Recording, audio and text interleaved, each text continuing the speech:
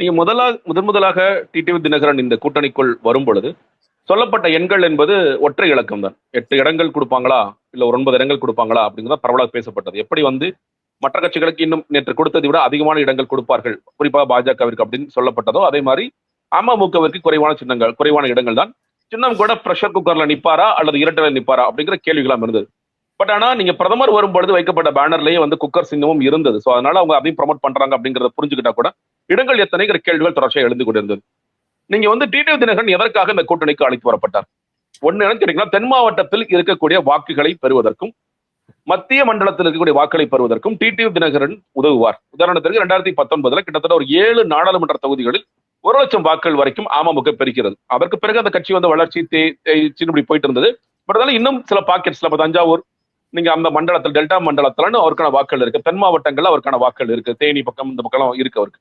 இப்போ 2 சேலஞ்ச் வந்து என்டிஏ கூட்டணிக்கு இருக்கு. ஒன்னு, ஒரு நெடுங்காலமாக என்டிஏல இருந்த ஓபிஎஸ் சொல்லப்போனா போன வாட்டி என்டிஏல இருந்து பலாப்பழம் சின்னத்துல ராம்நாட்ல நின்று ஒரு 3 லட்சம் வாக்குகள் வாங்கி ஓபிஎஸ் இப்பொழுது திமுக பக்கம் போயிட்டார். அவர் திமுக பக்கம் போகும் பொழுதே அந்த சமூக ரீதியான வாக்களை அவர் கொண்டு வருவாருங்கிற நம்பிக்கையில தான் இன்னைக்கு வந்து அவர் தொடர்ச்சியாக பிரச்சாரத்துக்கு அனுப்பப்படுகிறார். அவர் அதன் முகமாக தென் மண்டலத்தின் ஒரு முகமாக இங்க காட்டப்படுகிறார் பார்க்கின்றோம். அவர் ஏற்கனவே அவர் ஜெயிச்சிருக்காரு. அவர் கூட போன ஐயப்பன் ஜெயிச்சிருக்காரு. நீங்க மனோஜ் பாண்டியன் போன்றவர்கள் ஏற்கனவே இருந்தவங்க ஜெயிச்சவங்க இப்ப மறுபடியும் அதே சீட்டு கேட்டு நிற்பாங்க. அப்போ அந்த இடத்தில் அவங்கள கவுண்டர் பண்றதுக்கு ஒரு நபர் வேணும்.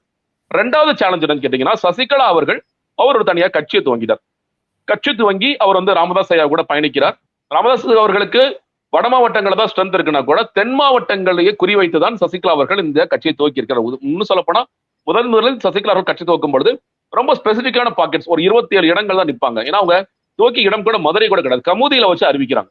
அதற்கு பிறகு கொடி அறிவிப்பு வருகிறது, அதற்கு பிறகு கட்சியின் பெயர் வருகிறது. அப்பெல்லாம் பார்க்கும் பொழுது அவங்க ஒரு செக்ஷன் ஆஃப் ஓட்ஸை எப்படி வந்து தினகரன் ஒரு காலத்தில் தென் மாவட்டங்களில் இருக்கின்ற சமூக ரீதியான வாக்களை பிரித்தாரோ அந்த அளவுக்கு இல்லாட்டி கூட ஒரு அளவுக்கு வாக்களை பிரிப்பார் அப்படிங்கிறதை ஒரு பார்வை வைக்கப்படுகிறது. 2 பேரை கவுண்டர் பண்றதுக்கு இன்னைக்கு அதிமுக இயல்பான தலைவர்களாக யாரும் இருக்கலாம், சமுதாயத்தை சார்ந்தவர்கள் இருக்கிறார்கள். பட் ஆனா ஒரு பெரிய லீடரா பெரிய ஃபிகரா யாராவது இருக்காங்களான்னு கேட்டீங்கன்னா அதற்கு டிடிவி தினகரன் நமக்கு பயன்படுவார் அப்படிங்கிறத எடப்பாடி பழனிசாமி உணர்ந்த காரணத்தினால் அவருக்கு 12 இடங்கள் அல்ல 11 இடங்கள் 12 இடங்கள்ங்கிற செய்திகள் கசிந்தது கடைசியாக 11 இடங்கள் வரைக்கும் கொடுத்து அவர் சாட்டிஸ்ஃபை பண்ணிருக்காங்க. அவரிடம் வீரியமாக இன்னும் செயல்படுவார். ஏன்னா அவர் பார்க்கிறோம் சில பேட்டிகள்ல ஓபிஎஸ் குறித்தும் சசிகலா அவர்களும் ஏற்கனவே பேச ஆரம்பிச்சிருக்காரு.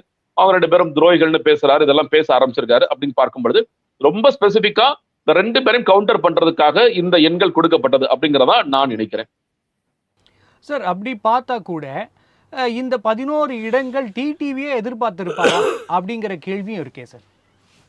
நிச்சயமா அதான் சொன்னேன்ல, நீங்க டிடிவி தினகரன் ஆக்சுவலா அவர் என்ன சொல்றாருன்னா 99% நிறைவடைந்ததுன்னு சொல்லி சொல்றாரு. ஆனா மனமகிழ்ச்சியோட இருக்கார். அவர் பாடி லாங்குவேஜ்ல தெரியுது. அவர் வந்து மேபி இரட்டை இலக்கம் எதிர்பார்த்திருக்காமல் இருந்திருக்கலாம். நீங்க வந்து நான் முன்னாடி சொன்ன மாதிரி 8 இடங்கள் 9 இடங்கள் கொடுத்தாலே சாட்டிஸ்ஃபை ஆயிருப்பாரு, அதை வாங்கிட்டு போயிருப்பார். எடப்பாடி பழனிசாமி அவர்கள் வேற கணக்குகள் போட்டார் நான் பார்க்கின்றேன். இங்க வந்து கூட்டணியை தலைமை தாங்கிய எடப்பாடி பழனிசாமி அவர்கள் அவருடைய கணக்குகள் என்பது இந்த வலுவான ஒரு 2 பேரை கவுண்டர் பண்றதுக்கு இன்னைக்கு நமக்கு ஆட்கள் வேணும். இப்ப தென் மாவட்டங்களில் தொடர்ச்சியாக டிடிவி தினகரன் வந்து எந்த சைடு அதிகமா பிரச்சாரம் பண்ணுவாருன்னு கேட்டீங்கன்னா தென் மாவட்டங்களில் அதிகமாக பிரச்சாரம் பண்ணக்கூடிய வாய்ப்புகள் இருக்கும். அது இரட்டைக்கு ஒரு வாய்ப்பு, அது வாக்கள் கேட்கறதா இருக்கலாம், இல்ல பாஜகவிற்கு வாக்கள் கேட்கறதா இருக்கலாம், தன்னுடைய சொந்த கட்சியான அமமுகவிற்கோ மற்ற சின்ன சின்ன இயக்கங்களுக்கு வாக்குகளாக இருக்கலாம். இவருடைய கான்சென்ட்ரேஷன் முழுக்க தென் மண்டலத்திலையும் குறிப்பாக மத்திய மண்டலத்தில் மட்டும் தான் இருக்குது. வட மாவட்டங்களில் டிவி பெருசா வச்சு வர இல்ல மேற்கு மண்டலத்துக்கு போய் இவர் வந்து வாக்கு சேர்க்க இல்ல, அதற்கு ஆட்கள் இருக்காங்க. அதுக்கு அதிமுக பாத்துக்கோங்க. வட மாவட்டங்களுக்கு இங்க அன்புடைய ராமதாஸ் இருக்காரு, அதிமுக இரட்டை இலைக்குன்னு வாக்கள் இருக்கு. அப்ப அவங்க அதை பாத்துக்குவாங்க. அப்ப ரொம்ப குறிப்பாக இதை செய்யணும் அப்படின்னா அவரை கூடுதலாக மகிழ்விக்கணும். நீங்க ஒரு காலத்துல டிடிவி தினகரன் இந்த அணியில சேருவாரா மாட்டாரா அப்படின்லாம் கதைகள் இருந்தது. அதற்கு பிறகு உள்ள வந்துட்டார். உள்ள வந்த பிறகு அவரை பரிபூரணமாக நாம் பயன்படுத்த வேண்டும் அப்படிங்கிற ஒரு இடத்திற்கு எடப்பாடி பழனிசாமி நகர்ந்ததை நான் உணர்கிறேன். அதனாலதான் நீங்க வந்து நீங்க சொல்றது கரெக்ட். இல்ல ஓபிஎஸ் அவர்கள் எதிர்கட்சியில அதாவது எதிர் கூட்டணியில் இருக்கிற திமுகவிற்கு போய் சேர்ந்திருக்காரு. அவரை கவுண்டர் பண்ணணும்னா இவ்வளோ இடங்கள் இவருக்கு கொடுத்து அந்த மக்களோட வாக்குகள் அவர்கள் எங்களோடு தான் இருக்கிறார்கள், உங்களுக்கு நாங்கள் முக்கியத்துவம் தரோம் அப்படின்னு சொல்ல வேண்டிய கட்டாயத்திற்கு அதிமுக ஆளாட்சி நம்ம பார்க்க முடியுமா? நிச்சயமா அப்படிதாங்க. நீங்க 2மே இருக்கு. நீங்க இது நம்ம பேசுற 2மே வந்து இது கோ ஹேண்ட் இன் ஹேண்ட். நீங்க வந்து இந்த மக்கள்கிட்ட நம்ம ஒரு இப்போ நிறைய கேள்விகள் என்பது அதிமுக தலைமையிடம் கேட்கப்பட்ட கேள்விகள் என்பது தென் மண்டலங்களுடைய தென் சமூக அந்த சமூக வாக்குகளை கவர்வதற்கு நீங்கள் என்ன செய்கிறீர்கள்? இப்ப நீங்க வந்து ஒரு துணை தலைவராக சட்டமன்றத்தில் எதிர்ப்பு துணைத் தலைவராக ஆக்குவதற்கு நிறைய முயற்சி பண்ணாங்க. நீங்க அப்ப ஓபிஎஸ் அதை பிடிவாதமா பிடிச்சிட்டு இருந்தார் அப்படிங்கிற பார்க்கின்றோம்.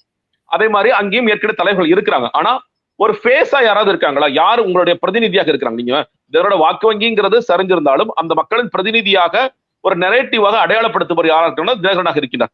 அப்போ இந்த மக்களுக்காக உங்களுக்காக நாங்கள் இவருக்கு வந்து அதிகமான சீட்டுகளை கொடுக்கிறோம் அப்படிங்கிறதும் அதுல பதிந்திருக்கிற செய்தி தான். ரெண்டு செய்தியுமே இருக்கு. சேலஞ்சை கவுண்டர் பண்றதுக்கு நான் அதிகமான சீட்டை கொடுக்குறேன். அதை வந்து தினகரனை சாட்டிஸ்ஃபை பண்ணும் போதுதான் அது அவர் கூடுதலாக இன்னும் உற்சாகமாக வேலை செய்வார்.